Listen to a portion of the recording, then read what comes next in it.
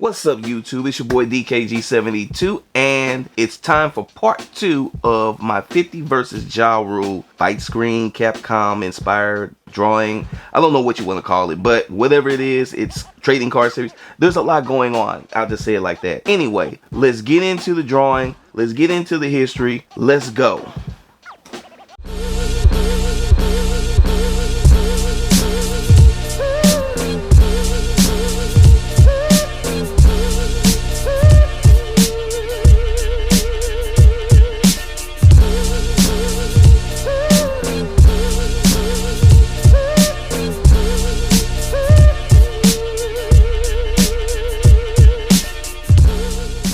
Jarule started out in the mid-1990s as a member of a collective of rappers called the Cash Money Clique, and they were produced by DJ Irv, better known as Irv Gotti.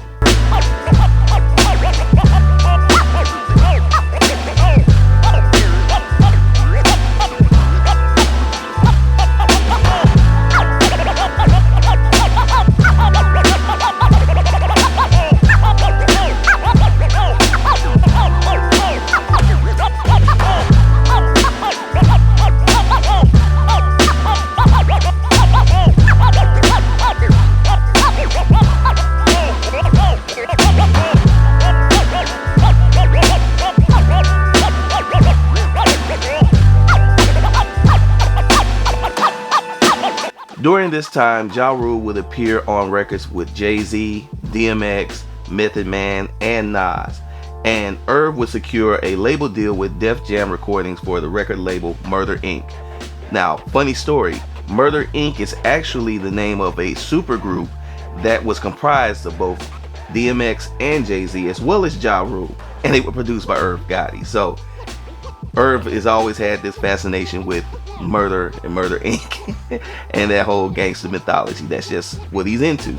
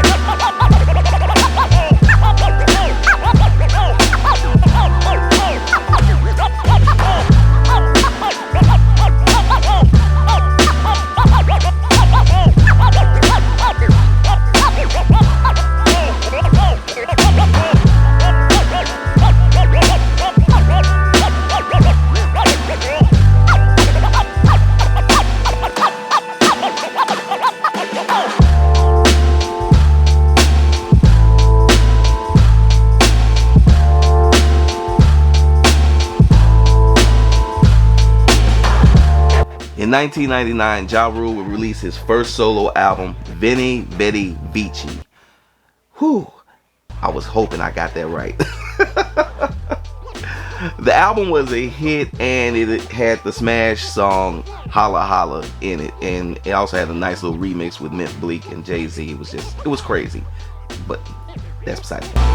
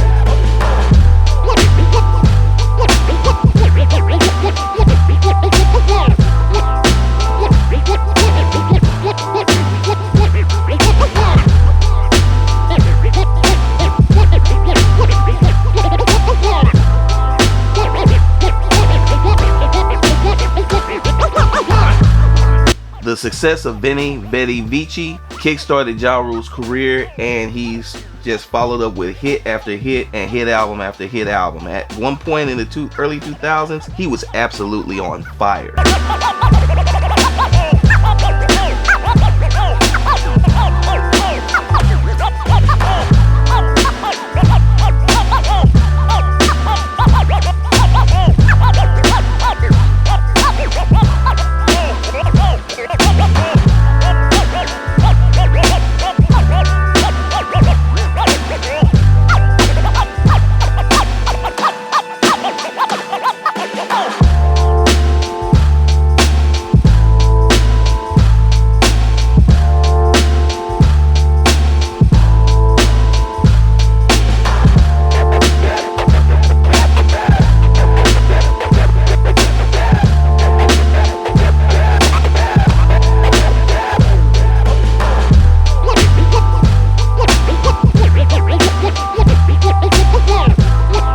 His ongoing beef with 50 Cent basically took on a life of its own during the peak of his career, and with 50's ascending popularity, a lot of people kind of think that that's one of the reasons why Ja Rule sort of fell off or wasn't as popular as he was, because they felt 50 was stealing his spotlight and Ja just couldn't keep up.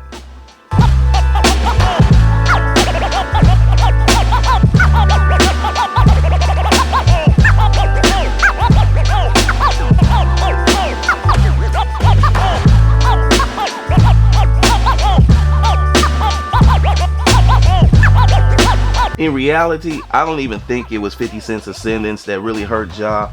It was a combination of a whole lot of other things. Irv Gotti and his brother had gotten indicted by the FBI on money laundering charges. Ja was weary and he decided to take a hiatus from recording for a while.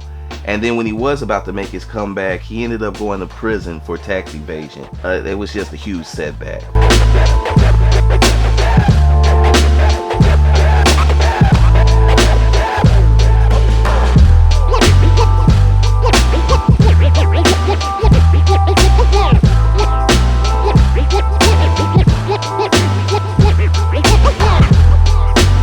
Ja was released from prison in 2013, and since then he's released a memoir. He's appeared in some movies and some TV shows, and he's also recorded some music.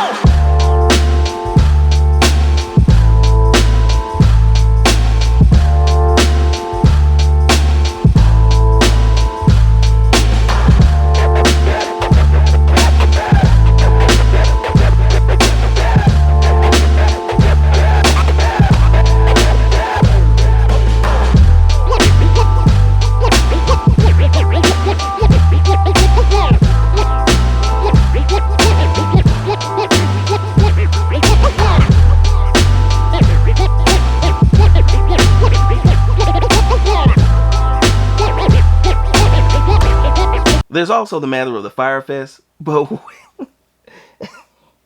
we're not going to talk about the Fyre Fest. We're not going to talk about that.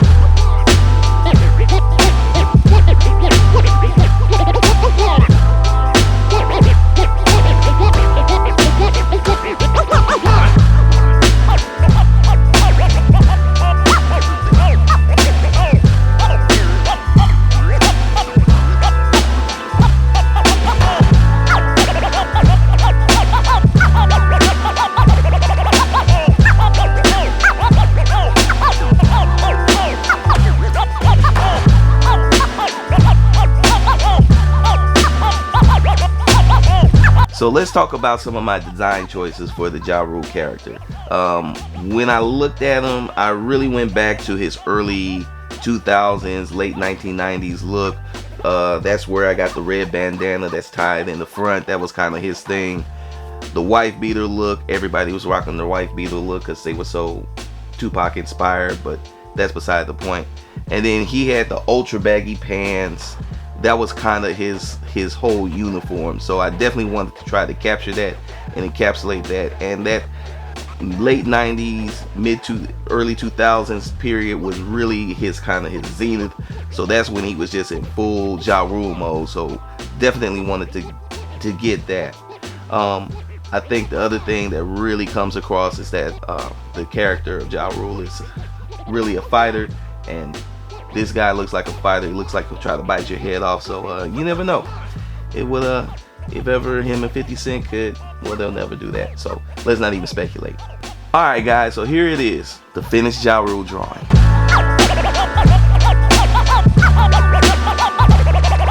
Now let me show you what they look like when it's all assembled together into the 50 versus Ja fight screen.